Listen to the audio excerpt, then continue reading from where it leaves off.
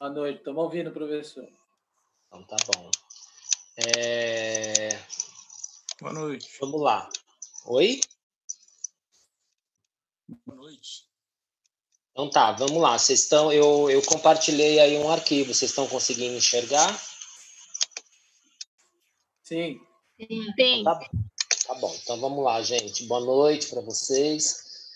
Essa é a nossa última aula. Hoje a aula é curtinha, tá? É o final dos slides. São poucos slides que a gente tem para falar aí. Dá para a gente dar uma finalizada relativamente rápida.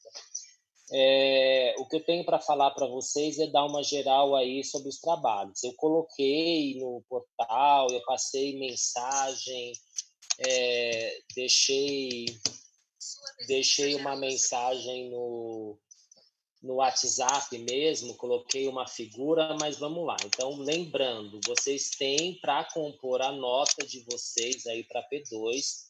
Eu passei um primeiro trabalho, que é aquele trabalho de medicamentos administrados por sonda. Então, hoje é o dia final para recebimento daquele trabalho de medicamento administrado por sonda. Quem não fez ou não está com o medicamento ou está com alguma dificuldade, por favor, me passe e-mail. Me passe e-mail que a gente discute, tá? O que é para fazer? Eu vi um ou outro trabalho, não vou dizer de quem é, eu não corrigi ainda. Eu não quero a bula do medicamento, tá? O que eu quero é saber se esse medicamento ele pode ou não ser administrado por sonda. Então, eu tenho um paciente que está com uma sonda, ele precisa fazer uso deste medicamento. Ele pode ou não pode ser administrado por sonda este medicamento? É isso que eu quero saber, ok?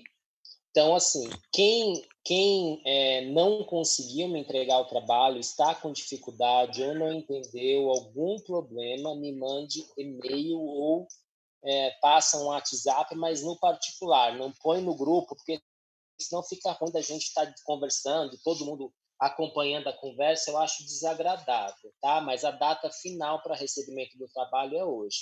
Eu já recebi muitos trabalhos, hoje também eu recebi bastante no dia de hoje. Todo e qualquer trabalho que eu recebi, eu dei uma resposta, um ok, trabalho recebido, só recebido, alguma coisa do gênero. Então, se vocês mandaram para mim o trabalho e não receberam nenhum retorno meu, significa que eu não recebi o trabalho, tá? Até o presente momento, acabei, nesse tempinho que a gente demorou para começar a aula, eu fui olhar se eu tinha mais algum trabalho pendente ou algum e-mail pendente de recebimento de trabalho. Eu não tenho nenhum e-mail pendente. Então, todos os e-mails eu recebi, ou melhor, eu respondi. Então, eu não tenho nenhum e-mail pendente. Se alguém mandou e-mail para mim com trabalho e não recebeu uma resposta minha, é porque o e-mail não chegou para mim. Ok? Dei uma olhada, não está no meu spam também, já olhei tudo isso. Deem uma olhada se não colocou algum endereço errado, alguma coisa, ou me chama no WhatsApp e a gente verifica. Então, esse foi o primeiro trabalho. O segundo trabalho que eu passei para vocês, eu dei vários temas, dei 10 temas, que é para vocês escolherem um de acordo com o número da matrícula, para vocês fazerem uma pesquisa sobre aquele assunto relacionado à absorção. Então, como que é a absorção no paciente idoso, como que é a absorção na criança, como que é a absorção no paciente que fez cirurgia bariátrica, como é que se comporta a absorção de acordo com o pH. Então, eu dei vários temas, né? Você vai pegar o tema de acordo com o número da sua matrícula. Nós vamos fazer em 2 o trabalho. Escolhe uma das 2 matrículas, veja o tema, faça uma pesquisa. Gente, é assim, também dei uma olhada nos trabalhos. Única coisa que eu estou sentindo falta em alguns trabalhos, as pessoas não estão colocando a referência bibliográfica de onde vocês tiraram aquela informação.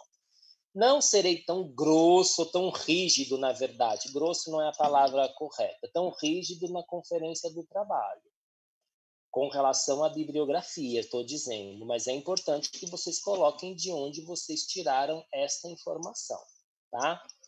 E o último trabalho que eu passei para vocês Também tem 9 artigos lá no portal. Vocês vão escolher um dos artigos de acordo com a matrícula de cada um de vocês. Então, olhar o número final da matrícula ou do grupo que compõe, que vai fazer o trabalho, escolhe um artigo e vocês vão fazer uma resenha, vão me fazer um resumo daquele trabalho e me entregar. A única coisa que eu peço é cuidado, porque o trabalho, qualquer artigo científico, a primeira coisa que tem no artigo é resumo. Não é aquele resumo, não é traduzir aquele textinho, aquele pedacinho e me entregar. Não, eu quero um resumo do trabalho inteiro e me mandem isso por e-mail. Também, para finalizar as informações gerais, todos os trabalhos, por favor, não esqueçam de colocar nome, número, né, matrícula, ou RA, como vocês chamam, e colocarem se é da turma da manhã ou é da turma da noite, porque eu tenho recebido trabalho que está sem nome e número. Se é da turma da manhã ou da noite, eu até consigo, pela minha lista, pela lista de presença, eu consigo saber se é da turma da manhã ou da noite, embora tenha aluno que está pipocando um pouco aqui, um pouco ali. Mas coloquem para mim pelo menos nome e número de RA. Quando o aluno manda, sei lá, o e-mail, o e-mail é no nome do aluno, o e-mail do aluno é já o nome do aluno, ok, mas tem e-mail que não tem nada a ver com o nome do aluno, então eu não sei de quem é aquele trabalho. Além de que, às vezes o trabalho você fez em grupo, não colocou o nome de ninguém, e o e-mail seu, eu peguei, eu estou imaginando que você fez o trabalho sozinho, vou dar nota só para você e não dei nota para os demais. Então, eu peço, por favor, que se atentem a esse tipo de informação para que não prejudique nenhum aluno e não prejudique vocês para ficar sem nota se eu receber trabalho que não tenha nome e número de aluno. Ok? Então, esses foram os 3 trabalhos que eu dei aí para vocês fazerem. O que a gente vai ter, eu teria até mais trabalhos para dar, se a gente tivesse presencialmente, vocês vão fazer trabalho em sala de aula, mas enfim, não dá, e nós estamos vivendo um momento um pouco complicado aí também, então não dá para ficar dando muito trabalho para vocês aí, embora eu já tenha dado bastante e eu sei disso. Eu vou dar só mais um trabalho, na verdade não é bem um trabalho, enfim, seria uma prova de vocês, mas aqui é um trabalho, ok? Então, o que eu vou fazer? Na semana da prova de vocês, eu não sei que data está marcada a prova de vocês, eu preciso ir lá no calendário e olhar, mas na semana que seria a prova de vocês, eu vou mandar um questionário para vocês me responderem, similar àquele questionário que eu já mandei para vocês lá para a nota da P1. É um questionário de múltipla escolha, pode ser que tenha algum teste ou não. Este é para ser feito individual, ok? Porque é uma nota, como se fosse uma nota de prova. É uma prova, mas eu vou chamar de trabalho porque vocês vão estar fazendo em casa. É óbvio que vocês vão consultar colega, pode usar livro, né? Usar o que vocês quiserem, pode fazer com colega, ok, não tem problema, mas me entreguem individual, ok? De novo, não esqueçam de colocar nome, número, qual disciplina e se é da manhã ou da noite. Então, isso eu vou passar na semana que vocês vão fazer, seria a prova, vamos supor, a prova de vocês é na sexta, então na segunda, na terça eu ponho alguma coisa do gênero, e vocês me entregam isso até sexta-feira, que é para eu fechar a nota DP2 de vocês. Os alunos que ficarem me devendo o trabalho, que passou a data do trabalho, não conseguiu fazer por algum motivo, seja ele qual for, de novo, mandem uma mensagem para mim, mandem e-mail, ou então coloquem no WhatsApp, me chamem no WhatsApp, vocês só peçam para que me chamem no particular, para a gente não ficar discutindo caso a caso na frente de todo mundo, tá? Também não tenho nenhuma pendência para resposta de WhatsApp. Até antes de começar esta aula, eu respondi todos os WhatsApps e todos os e-mails que eu recebi, tá? Na verdade, eu recebi mais 2 e-mails agora, depois que começaram, que eu estou olhando no outro computador, eu estou com o meu laptop aqui, eu estou no hospital ainda, então eu estou fazendo aula com vocês no meu laptop e só olhei no computador meu aqui do hospital. Eu tenho mais 2 trabalhos que eu recebi, mas acho que nenhum é de vocês, não. Um é de farmácia hospitalar e outro é de atenção farmacêutica. Então, eu não tenho nenhuma pendência com vocês. Todo e qualquer trabalho eu respondo que eu recebi, nem que seja a palavra apenas recebido, ok? Então, não tem problema. Se vocês mandaram e-mail para mim e com o trabalho e vocês não receberam nenhum retorno meu, significa que o e-mail não chegou para mim, tá? Então, prestem atenção nisso. E não estranhe se vocês começarem a receber e-mail meu, porque os alunos que não me entregaram o trabalho, eu estou comunicando por e-mail, desde que o e-mail seja o mesmo que está cadastrado na secretaria. Tem alguns e-mails que voltam, porque provavelmente ou a caixa de vocês está cheia, ou porque algum motivo aí o e-mail está errado na secretaria, mas se eu tiver algum problema específico com o aluno, eu tenho mandado e-mail de acordo com o e-mail cadastrado na secretaria. Alguém tem alguma dúvida sobre estes assuntos de trabalho que a gente discutiu? Alguém tem alguma pergunta? Alguém está revoltado, quer me matar, já quer me xingar, quer fazer voodoo? O que vocês querem aí? Sempre, Walter. Brincadeira. Sempre, né? Esse deve ser a Ana Laura, né? Que já está de saco cheio.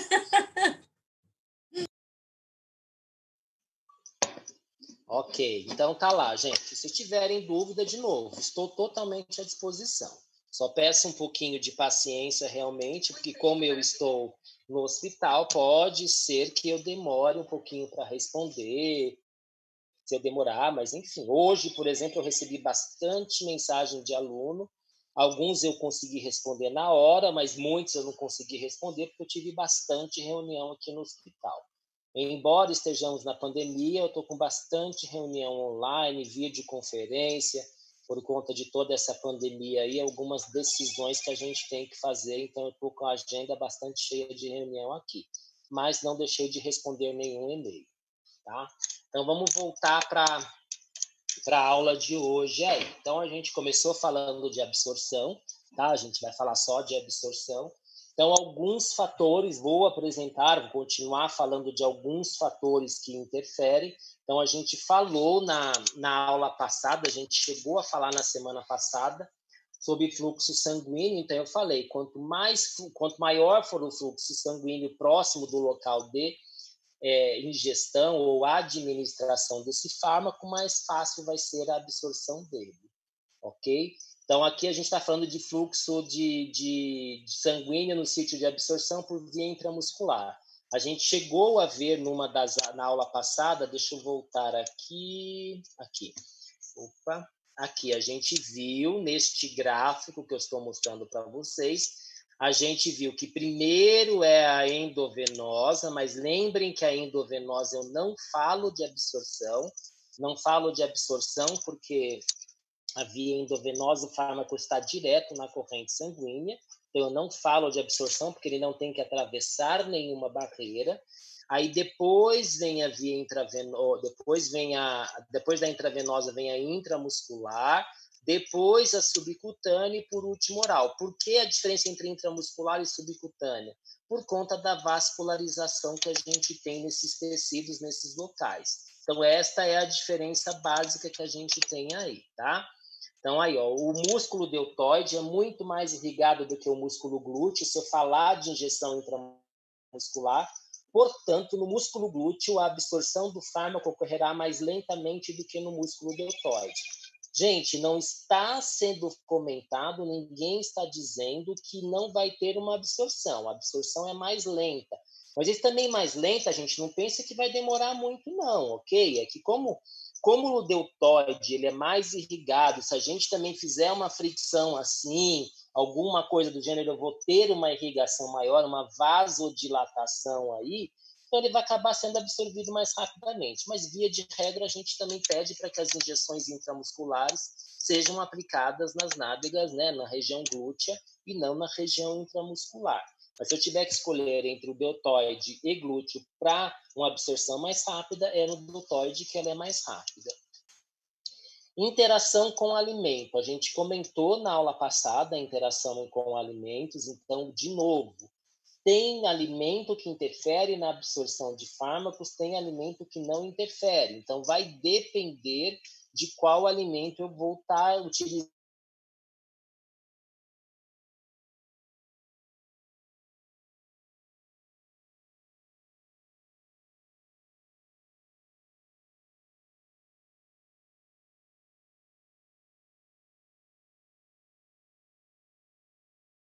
mais baixo o valor do pH, mais ácido é isso. Tá? Então, ele vai estar bastante ácido. Então, que tipo de fármaco vai ser melhor absorvido? Os fármacos de caráter ácido. Então, fármaco de caráter ácido é melhor absorvido no meio ácido. A gente discutiu isso. Fármaco de caráter básico é melhor, mais rapidamente absorvido no meio básico. Quando eu falo de trato gastrointestinal, o melhor local para absorção de fármacos é no intestino, por conta da área da absorção. Lembra daquele espiral do caderno que eu mostrei para vocês, que acaba tendo uma área muito grande, e porque o pH dele é levemente básico, então ele é pouquíssima coisa diferente de um pH neutro, então ele é melhor absorvido. Então, a gente falou de alguns efeitos, motilidade gastrointestinal, se o paciente está com uma diarreia, se o paciente está obstipado, essas alterações a gente comentou na aula passada, tá? Então, olha lá, a absorção é mais rápida quando o fármaco é administrado em jejum ou com quantidade suficiente de líquido, mais ou menos 250 ml. De novo, depende da característica deste fármaco. Fármacos muito lipossolúveis, quando ingeridos com refeições gordurosas, têm absorção aumentada. Então, a gente falou de lipossolubilidade e hidrossolubilidade. Lembrem, por exemplo, da membrana. O que a gente tem na nossa membrana, na nossa pele? Né? O que a gente tem? É uma bicamada lipídica. Então, bicamada lipídica. Ela é lipoproteica, tem proteína e tem gordura, mas bicamada lipídica. Então, tem muito mais gordura do que água. Então, a gordura ela vai fazer que tipo de substância ser absorvida mais rápido? A substância que também tiver gordura, porque água e óleo não se misturam. Então, as substâncias lipossolúveis, se você ingerir com uma feijoada, com um alimento muito gorduroso, com uma fritura, ela vai ter uma absorção aumentada.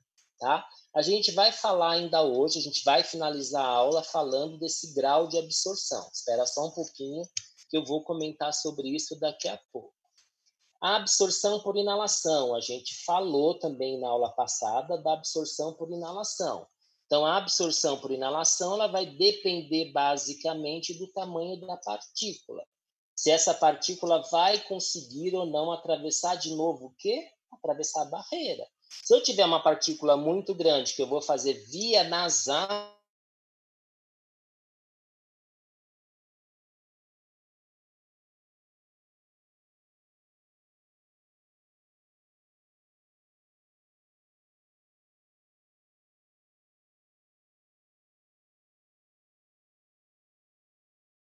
ela vai ficar parada nessa região superior, do trato respiratório superior.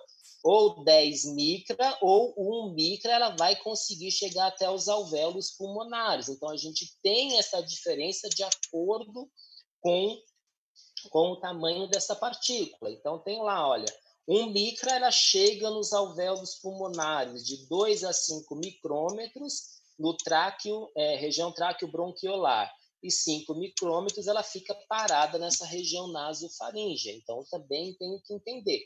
Embora seja uma região bastante vascularizada, eu vou ter essa diferença. Enfim, aqui seriam alguns dos fatores que a gente poderia estar utilizando. Algumas dessas coisas eu pedi nos trabalhos para vocês fazerem, por exemplo.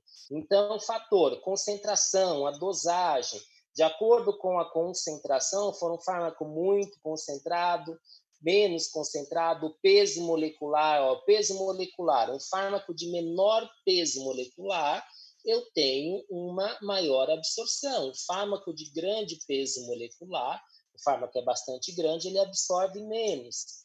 Ionização, a gente comentou, a forma ionizada e não ionizada. Quando a gente falou de iônico, molecular, se ela é mais lipossolúvel, hidrossolúvel, então a gente comentou tudo isso daí. Vamos para condições patológicas. Uma inflamação, ulceração, queimadura. Uma inflamação fica vermelho. Fica vermelho por quê? Por conta dessa vasodilatação. Vasodilatação, o vaso está exposto.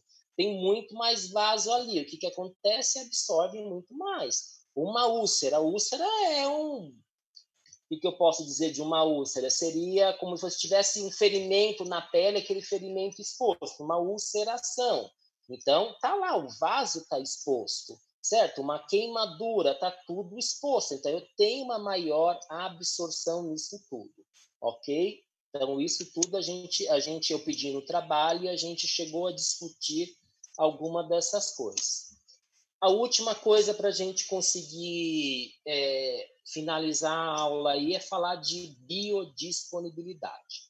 Então, quem estiver lendo os trabalhos lá, se encontrar a letra F, ela significa biodisponibilidade. O que é biodisponibilidade? É saber quanto do fármaco foi absorvido, quanto dele chegou na corrente sanguínea. Então, olha lá, o que eu quero falar para vocês? Quando eu falo de fármaco endovenoso, o endovenoso, ele não é absorvido, ele não tem absorção, mas a biodisponibilidade dele é de 100%, ou 100%. 100% é 100 dividido por 100, que é igual a 1. O que isso significa? Que tudo que foi administrado chegou na corrente sanguínea. Então, da via endovenosa, eu não falo de absorção, mas eu falo de biodisponibilidade. Vou repetir. Então, biodisponibilidade é quanto chega na corrente sanguínea deste fármaco. Quanto vai chegar do fármaco na corrente sanguínea. Ok? Então, eu administro o medicamento, uma porcentagem dele chega até a corrente sanguínea. Essa porcentagem é o que a gente chama de biodisponibilidade. Então, quando eu falar de biodisponibilidade, vamos pegar aqui o outro slide aqui. Então, a via endovenosa, ela não tem absorção, mas a biodisponibilidade dela é 100%. As outras vias serão menores ou igual a 100%. Dificilmente um medicamento via oral, ele tem uma biodisponibilidade de 100%. Tudo é menor. Existem perdas de absorção do medicamento.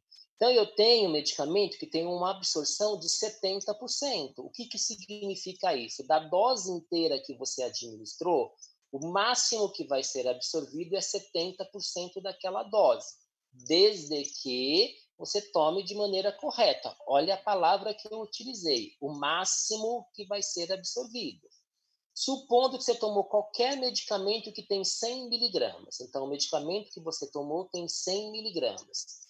O grau de absorção deste medicamento é de 50%. A biodisponibilidade dele é de 50%. Então, significa que de 100 miligramas, você vai ter no máximo na sua corrente sanguínea 50 miligramas. Tá? Então, a primeira pergunta que poderia fazer é o seguinte: tá bom, se esse medicamento é administrado por via oral e ele é uma biodisponibilidade de 50%, então, em vez de eu fazer 100 miligramas, eu não poderia fazer esse medicamento com 50 miligramas? A resposta é não. Você não pode. Por que você não pode fazer com 50 miligramas? Porque esta informação de biodisponibilidade é inerente àquele medicamento. Se você der 50 miligramas para aquele paciente do medicamento, ele vai absorver no máximo 50%, ou seja, vai chegar lá nos 25 miligramas. Então, a gente tem que levar em consideração esse fator, é um dos fatores que a gente leva em consideração para fazer dosagem de medicamento.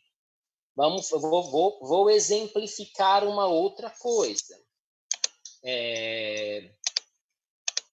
Espera um pouquinho só, deixa eu só ver uma coisa aqui. Professor, posso fazer uma pergunta? Claro, com certeza. Quem está falando, só para eu identificar. É a Fernanda. Pode falar, Fernanda.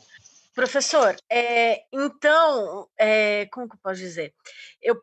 O médico poderia, então, prescrever uma medicação pela biodisponibilidade, não pela quantidade na cápsula ou no comprimido? Que nem como o senhor falou, né?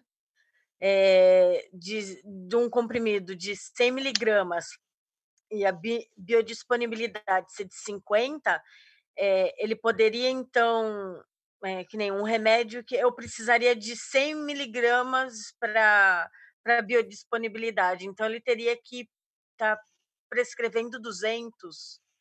Isso, então, deixa eu tentar, vamos ver se eu consigo entender a pergunta, se eu consigo te responder.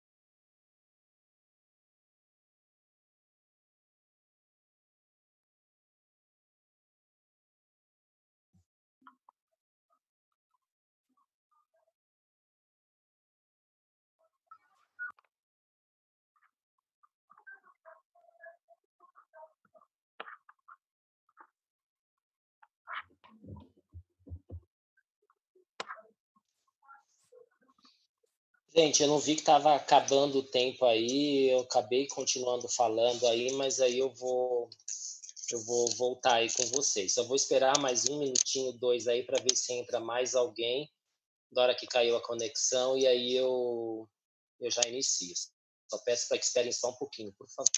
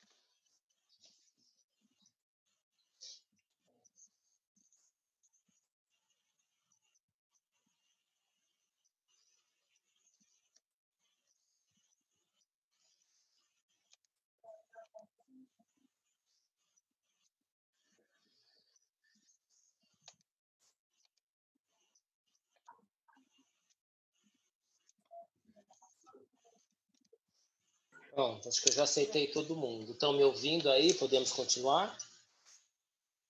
Sim, professor. Sim. Vamos lá.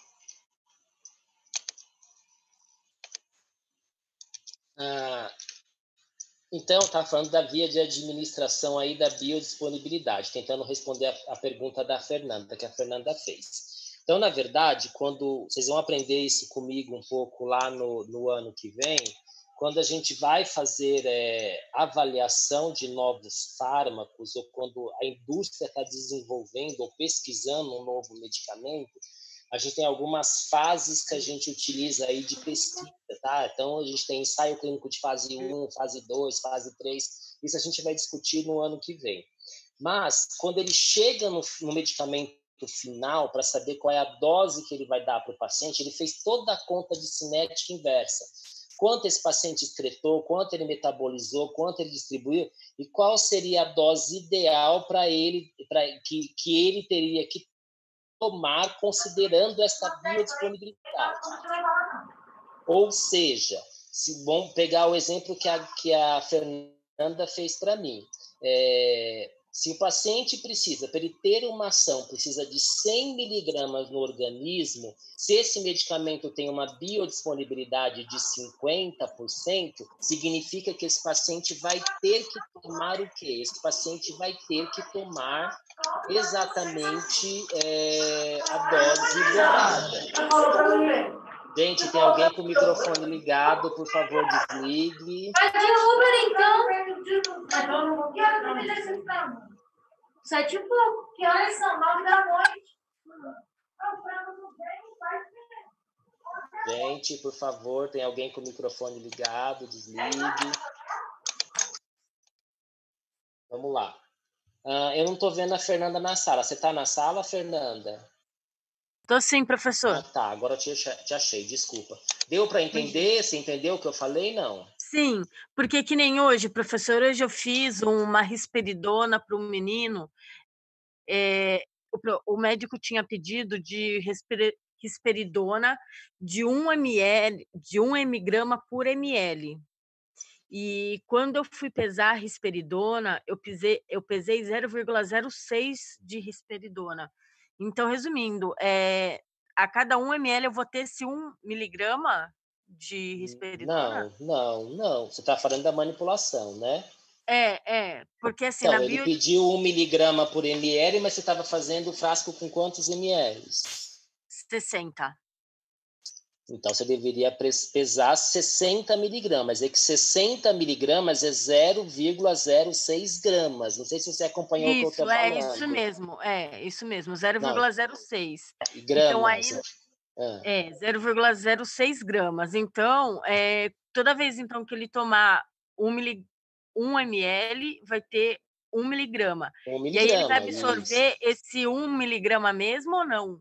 Não, aí eu tenho que saber qual é a biodisponibilidade dessa risperidona. Eu teria que pegar uma bula para saber quanto dela é absorvida. Então, dificilmente ela vai ser 1 miligrama absorvida, que é o que eu falei agora há pouco. Dificilmente vai ser o 100%.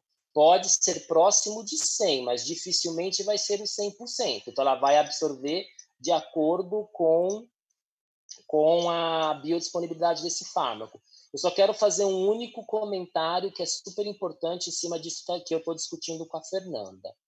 Não sei se todo mundo conseguiu acompanhar aí, mas eu tenho um comentário bastante importante. Eu tenho, Fernanda, disponível no mercado, quando eu digo mercado é na drogaria, no comércio, eu tenho disponível risperidona solução oral. Então, todo o trabalho que foi feito de biodisponibilidade, de quanto é absorvido, qual é a dose para dar, foi feita com esse medicamento comercializado. Quando você manipula um medicamento, você não está usando necessariamente o mesmo insumo, não é o princípio ativo. O princípio ativo é o mesmo, mas o mesmo excipiente que aquele fabricante utilizou para comercializar o medicamento. Você não utilizar o mesmo excipiente, você pode mudar a absorção deste medicamento. Por isso que existe uma legislação bastante pesada, bastante severa, para falar sobre manipulação de medicamentos. Cada vez está sendo mais forte, mais pesado a legislação em cima de farmácia de manipulação.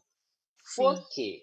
Assim, gente, eu quero que vocês entendam o seguinte, eu não sou contra a farmácia de manipulação, mas a farmácia de manipulação, ela deveria manipular os medicamentos que a gente não tem disponíveis no mercado, que não tem disponível para compra na farmácia.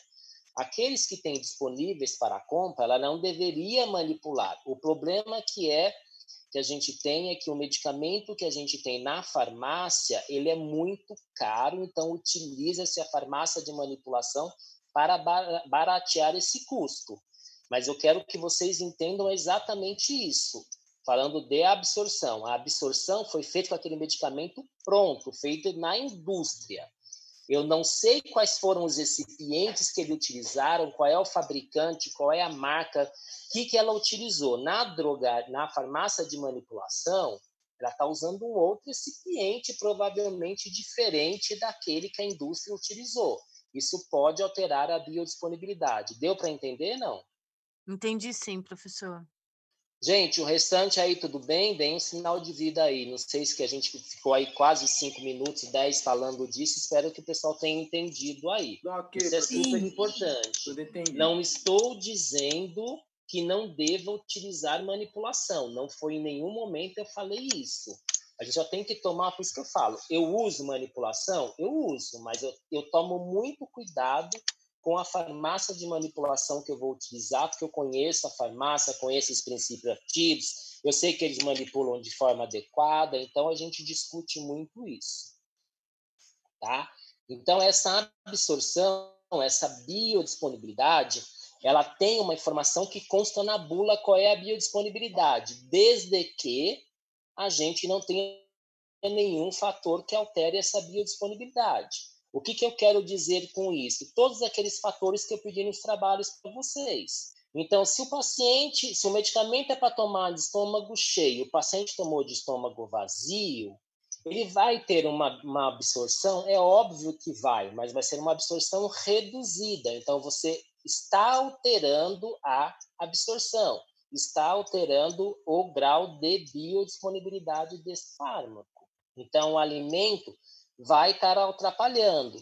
Se você é um fármaco que é para ser absorvido no estômago com um pH bastante ácido e você deu isso com o estômago vazio, ou seja, o pH do estômago ele está ácido, ele está, mas se tivesse pós-alimento estaria mais ácido ainda. Então, o que você vai ter? Vai ter uma alteração no grau de absorção. Repetindo, você não vai alterar. A biodisponibilidade, gente, é do fármaco. Isso você não vai alterar nunca. O que você vai alterar é a quantidade de absorção. Ela vai estar alterada por algum motivo lá. Você tomou errado, você tomou uma dose maior, você tomou uma dose menor. Tudo isso pode estar alterando. Então, a gente tem a informação na bula de quanto é a absorção, qual é o grau que eu tenho de absorção. Então, aí, fatores que regulam a biodisponibilidade, via de administração. A via de administração vai alterar, a gente já falou, um fármaco administrado por via endovenosa, a biodisponibilidade dele é 100%. Um fármaco intramuscular, ela pode chegar a ser 100%, pode chegar, tá? Um fármaco via oral... Oi, quem está falando? É o Ricardo. Pode falar, Ricardo. Por exemplo, se ela era de 50% para você, se você tomasse com o estômago cheio depois do almoço. Peraí, ficou mudo para mim, Ricardo. Repete, por favor, que ficou mudo para mim. Está ouvindo agora, professor? Estou ouvindo, pode falar. Por exemplo, se era de 50% se você tomasse com o estômago cheio. Aí você foi e tomou com o estômago vazio. Então, a biodiversidade dela caiu, 25%. Reduziu. Ok. É essa a linha de raciocínio. Sim, é isso mesmo. Você vai ter uma biodisponibilidade menor. Quanto é, eu não sei te dizer. Você chutou aí 25? Ok, pode ser, alguma coisa desse gênero. Aproximadamente, mas nesse gênero. Isso, ok. O que a gente tem a informação vai ter uma biodisponibilidade menor. Ponto. É isso que eu sei que vai acontecer. Quanto vai ser essa porcentagem, eu não tenho exatamente. Aí eu tenho que fazer um outro tipo de trabalho em cima disso. Agora, se esse fármaco vai fazer efeito ou não, é uma outra história que não dá para eu comentar com vocês ainda. Tá? Isso a gente vai ver lá, tem que ser no segundo semestre. Isso não dá para a gente discutir ainda. Pode ser que essa quantidade que foi absorvida é a quantidade suficiente para o fármaco ter efeito. E pode ser que não. Não sei se eu consegui responder a sua pergunta. Não, sim, professor. Seguiu sim. Tá bom? Ok? Então, via de administração a gente falou, absorção a gente falou, solubilidade eu falei, né? Falar de hidrossolubilidade ou lipossolubilidade. Efeito de primeira passagem, a gente comentou isso na aula passada, quando a gente falou de fármaco, por exemplo, administrado por via retal ou sublingual. O que a gente tem nesses fármacos, né? A gente tem um medicamento que esse sangue presente, por exemplo, via retal, nas veias hemorroidais superiores, leva o sangue para a veia porta, que chega no fígado, e o fígado quebra esse medicamento. É o que a gente chama de efeito de primeira passagem. Então, vai regular, vai alterar a biodisponibilidade. Tem um exemplo bem legal para falar de efeito de primeira passagem. Espera só um pouquinho que eu vou beber água, por favor.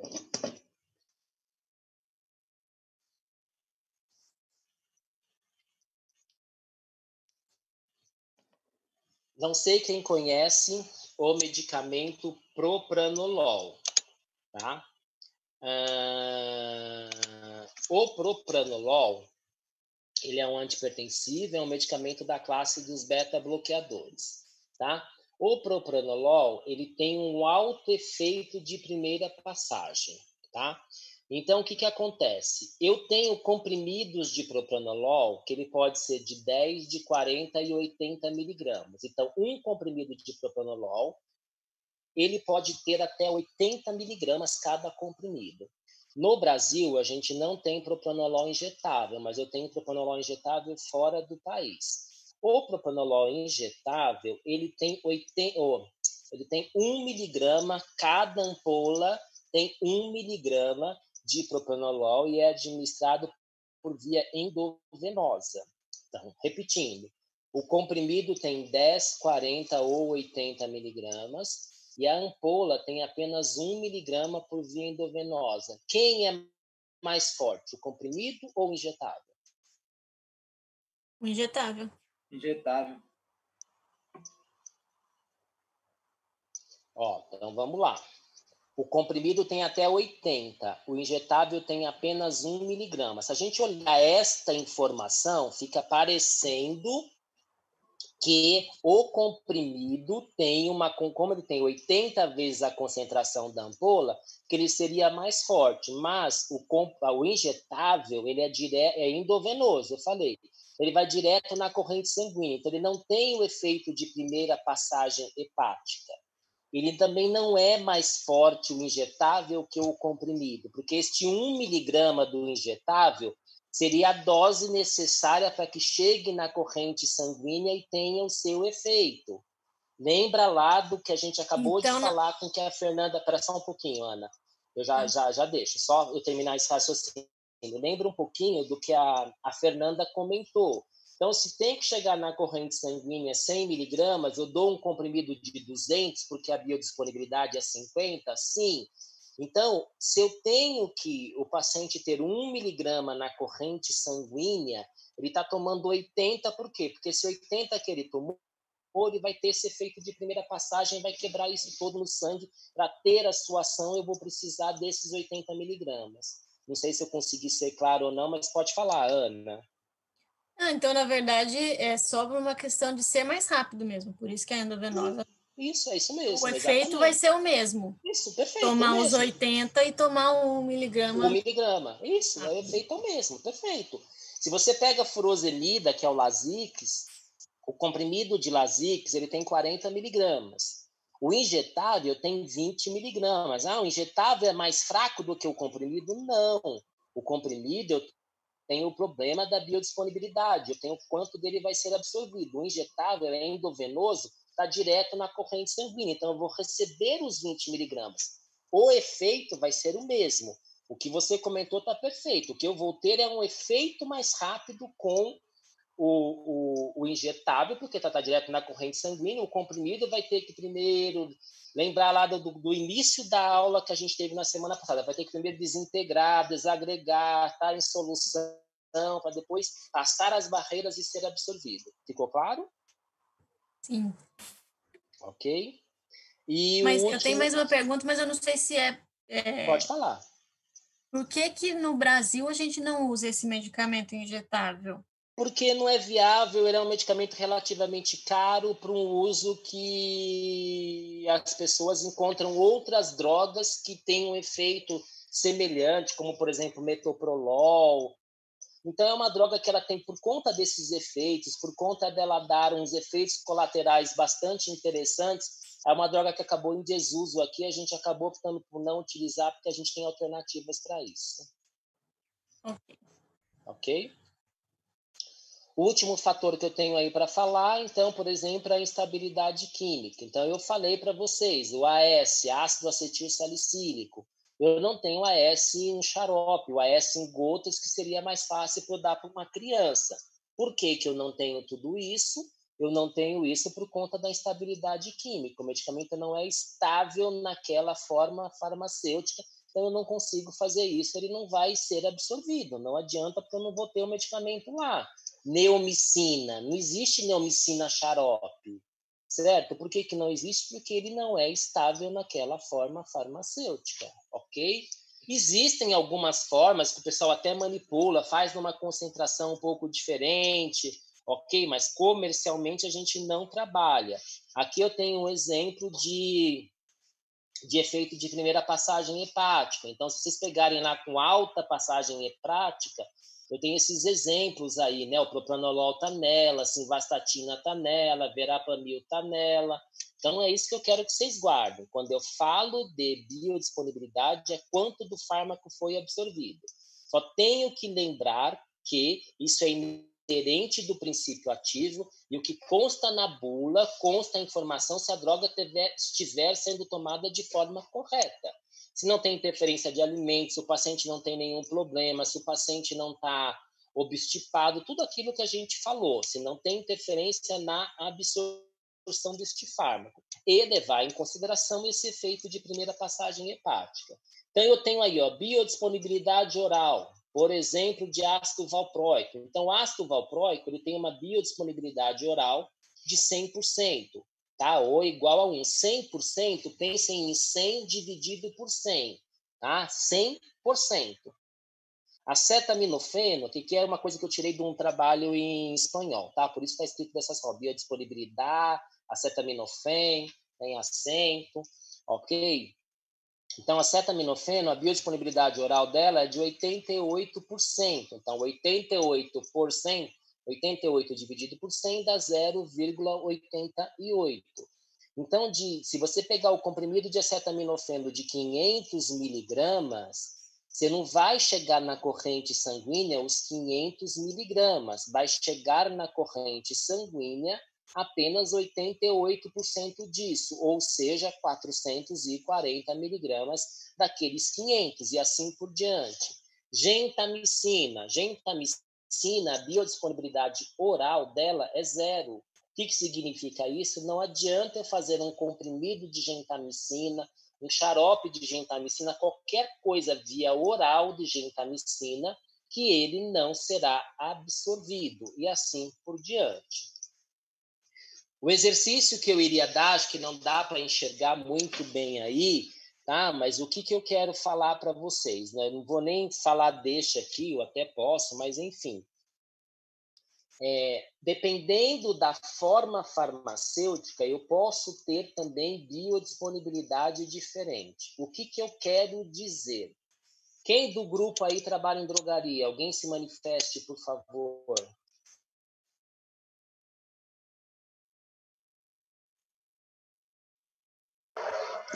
Eu, professor, eu trabalho.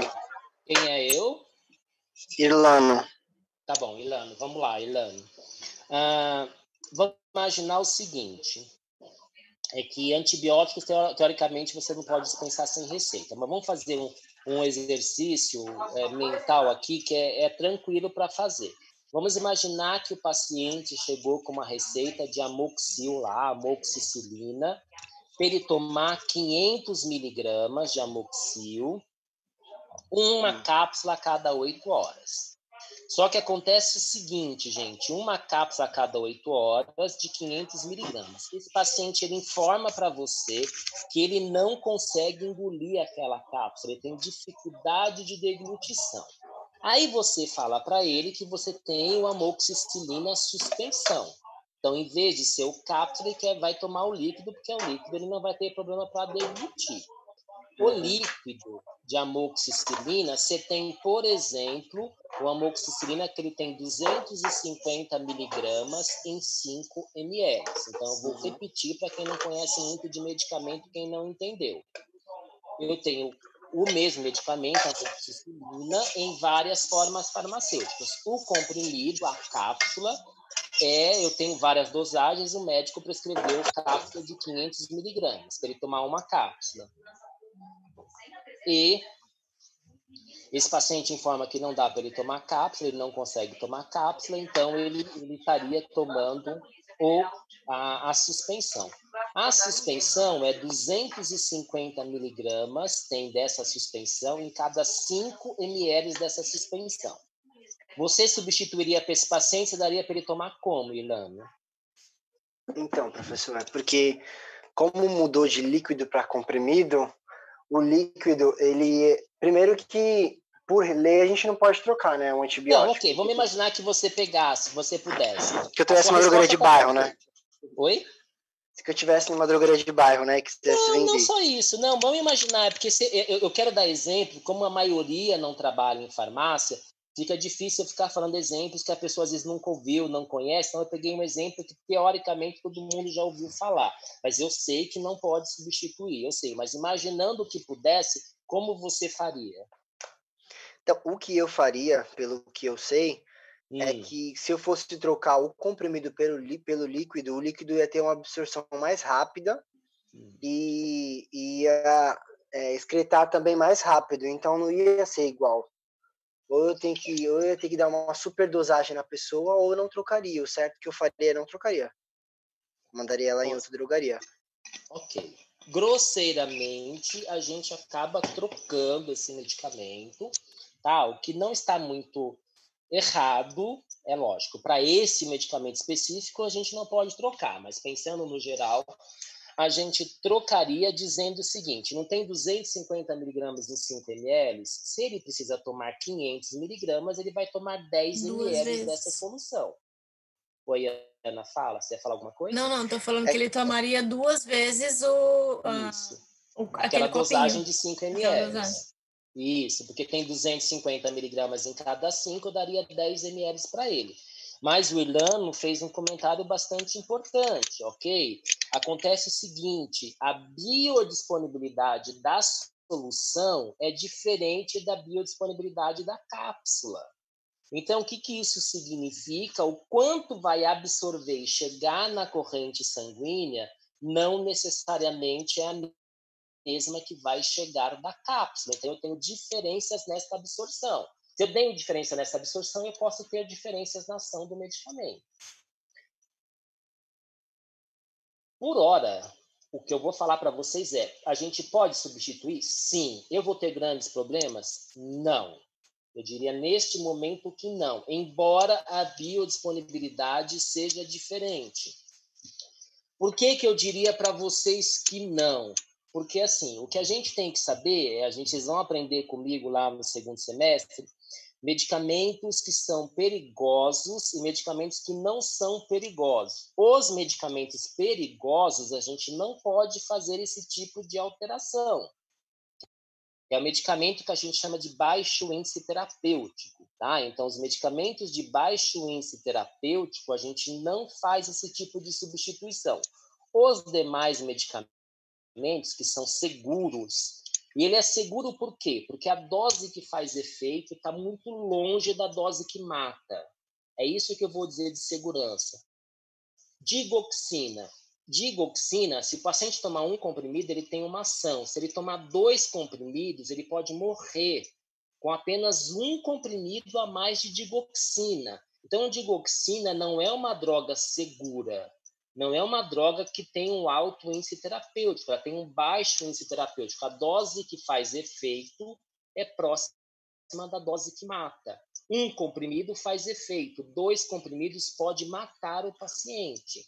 Então, para esse tipo... digoxina nem é controlado, né? Devia ser controlado. Não é controlado, Ele é um medicamento cardiotônico, ele é muito antigo e não é controlado mesmo. Então, esse tipo de medicamento é um medicamento que a gente não deveria fazer essa substituição de um comprimido por uma solução oral. Agora, o amoxicilina, a dose que faz efeito, para matar o paciente, nem se ele tomar uma caixa inteira, de repente, não vai matar o paciente. Então, eu fazer essa substituição de comprimido para a solução oral, eu não vou ter problemas. Deu para acompanhar isso, gente? Sim. Ok? Tá? Então, o outro trabalho que eu daria para vocês, né, o trabalho final aí da disciplina, seria exatamente esse. Eu daria um fármaco para vocês e vocês avaliarem a equivalência da dose entre os ambos. Mas não vou dar esse trabalho, você já tem trabalho demais aí, chega. Só vou dar mais um, que seria a prova de vocês, tá?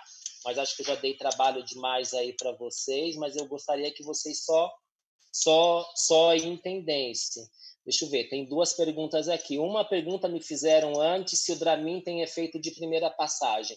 Desculpa, eu não sei responder, gente. Eu não conheço todos os medicamentos. Alguns eu conheço. Não sei responder para a Leandra se ele tem efeito de primeira passagem ou não. E aqui está perguntando para mim a Joana, se a digoxina em comprimido equivale também para a solução Elixir? Sim, exatamente isso. Então, a biodisponibilidade do comprimido e da solução são diferentes. Esse slide que eu coloquei aqui para vocês, que não dá para enxergar muito bem, é um exercício específico sobre digoxina. Então, ele tem uma dose do comprimido, ele tem uma dose do Elixir. Quanto seria o equivalente ao comprimido para dar de Elixir? Não é simplesmente fazer essa conta da amoxicilina que a gente fez aqui, dizendo que 10 ml tem 500 miligramas. Eu tenho que dar uma dose de Elixir menor do que equivaleria ao comprimido para eu ter a mesma ação. Por quê? Porque a biodisponibilidade é diferente. Como a biodisponibilidade do Elixir é maior, o que significa isso? Ele chega numa concentração maior na corrente sanguínea, então eu dou uma dose menor para eu ter o mesmo efeito. Consegui responder, Joana? Okay. Professor, no caso, então, seriam 2 vezes ao dia. Para manter a concentração plasmática, eu tenho que diminuir a dosagem e aumentar a quantidade de vezes? Não. A quantidade de vezes vai continuar a mesma. Você está diminuindo quanto você está dando porque ele está absorvendo mais. Se ele tomasse o comprimido, ele ia absorver X. Ele tomando o Elixir, você dando uma dose menor do Elixir, ele continua absorvendo. Ele vai absorver mais, mas vai chegar na corrente sanguínea a mesma quantidade do comprimido. Então, se o comprimido você toma de 8 em 8 horas, o Elixir, o xarope, a solução, você vai continuar tomando de 8 em 8 horas. Você só vai dar um volume menor desse Elixir para que você tenha a mesma quantidade no sangue que foi absorvida. Deu para entender? Entendi. Não? Uhum. Consegui responder? A absorção do Elixir é melhor, né? Isso, como o Elixir absorve mais, você vai dar uma quantidade menor de Elixir. Mas no final das contas, o que vai chegar no sangue, o que você quer que chegue no sangue, é a mesma concentração do que ele tomasse o comprimido. Tudo bem? Professor. Entendi. Pode falar. Professor, quando a gente estava fazendo a pesquisa do dimedrinato, do Dramin, na bula profissional fala que não tem dados da distribuição nos tecidos, porque o Dramin ele é extensivamente metabolizado no fígado. Então, nesse caso, eu posso interpretar que ele tem efeitos de primeira passagem? Exatamente, é isso mesmo. Está certíssimo, é isso mesmo. Perfeito, é isso mesmo. Entendi. Obrigada, professor. Nada. A gente vai comentar depois, Leandro, a gente vai começar o segundo semestre exatamente com distribuição. Então, o fármaco é absorvido primeiro para ele ser distribuído depois. A gente vai iniciar exatamente o segundo semestre com distribuição. Então, primeiro ele tem que absorver. Mas, nesse caso, como ele vai direto para o fígado, ele vai ser quebrado esse fármaco, por isso que ele tem esse efeito de primeira passagem hepática. Perfeito, seu comentário está ótimo. Gente, era isso. Alguém tem alguma dúvida? Alguém quer perguntar alguma coisa? Pensei que ela ia acabar mais cedo, mas foi legal, foi produtivo. A gente acabou 9h20, acabamos aí 10 minutinhos antes só. Não? Nenhuma dúvida? Então tá bom, gente. Então não esqueçam dos trabalhos. Tem uma dúvida no chat, professor. Oi? Tem uma dúvida da Isabela no chat. Eu olhei e não achei. Espera aí, vamos ver. No caso de risperidona de 1 mg, solução em comprimido tem biodisponibilidade, diferença e a mesma equivalência? Porque no caso de líquido é 1 mg por ml no frasco. Não, então, eu não sei qual é a biodisponibilidade, aí eu preciso olhar. Dificilmente eu tenho a mesma biodisponibilidade entre o comprimido e a solução. Normalmente são números muito próximos, por isso que a gente acaba fazendo a conta exatamente da mesma forma. Se a pessoa precisa tomar, por exemplo, 1 mg de risperidona e você está dando a solução, então você dá 1 ml dessa solução para a pessoa, não tem problema. Você dá 1 ml para ela que vai ter 1 mg. Por quê? Porque a biodisponibilidade dos dois são muito próximas. De repente, o comprimido é 90% e a solução é 92%. E é uma droga segura. Então, a gente acaba fazendo essa conta, eu não vou ter problemas com relação a isso. Não sei se eu consegui responder a pergunta, Isabela.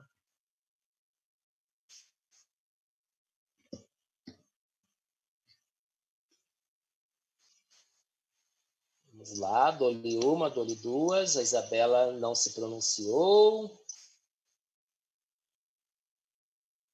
Entendi, ok. Tá? Então, exatamente, o médico passa para a criança, no caso de líquido, é isso mesmo que ela está respondendo. Tá? Então, é isso. Assim, as biodisponibilidades elas são muito próximas. Então, para medicamentos seguros, de novo, eu não vou ter grande problema. O meu maior problema realmente são com esses medicamentos de baixo índice terapêutico. Isso eu tenho que tomar bastante cuidado. Ok? Mais alguma pergunta, alguma coisa, algum comentário?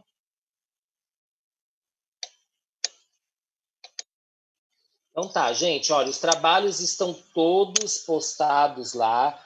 Coloquei as datas de entrega no WhatsApp. Quem tiver alguma dúvida, por favor, fique à vontade, pode me chamar no WhatsApp.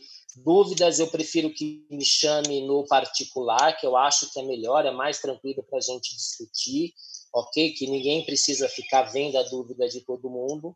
E tiverem algum problema, pode me mandar mensagem ou me mande um e-mail. Não esqueçam de entregar os trabalhos. Quem tiver problema com datas de entrega do trabalho, me chamem, porque eu preciso lançar as notas, eu preciso ver como é que vocês estão. Okay? Professor, posso fazer uma última pergunta? Claro, fica à vontade. Professor, o senhor falou falando sobre solução. Então, eu tenho diferença de absorção dependendo da solução. O senhor tinha falado sobre a solução de laboratório que é vendida em drogaria.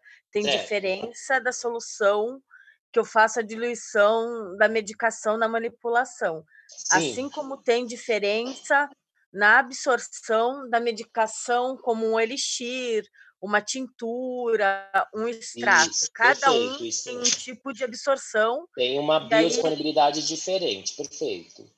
Tá. E aí, então, assim, que nem...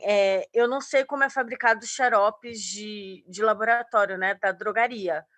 Porém, na manipulação eu tenho tanto o sorbitol, que é para quem é diabético, como o xarope de açúcar, né, de glicose. Então, eu tenho absorções diferentes. Isso, eu posso ter mesmo absorção... sendo os três sendo doce, então cada um tem um tipo de absorção. Sim, com certeza. Você vai ter um grau de absorção diferente. É que tem que lembrar, que assim, eu vou adiantar só um pouquinho para você tentar entender aí um pouquinho do que vocês vão ter comigo ano que vem. Quando eles vão fazer o medicamento, quando qualquer indústria vai lançar um medicamento, ela faz um dossiê desse medicamento e ela diz tudo que ela utilizou, quem foi o fabricante, quem foi o fornecedor. Então, ela faz um dossiê desse medicamento dizendo... Não.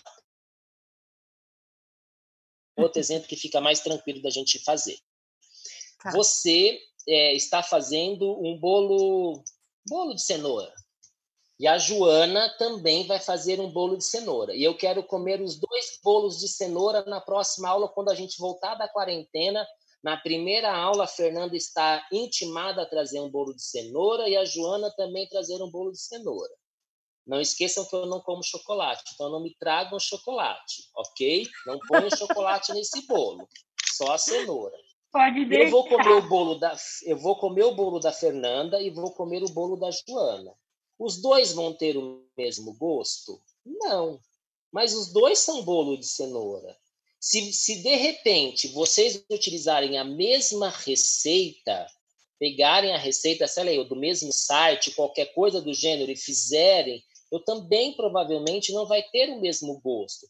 Por quê? Porque a Fernanda usou uma farinha de trigo da marca tal. A Joana utilizou uma farinha de trigo de outra marca. Ela utilizou o leite de não sei que marca. A Fernanda utilizou outro e assim por diante. Então, para medicamento é a mesma coisa.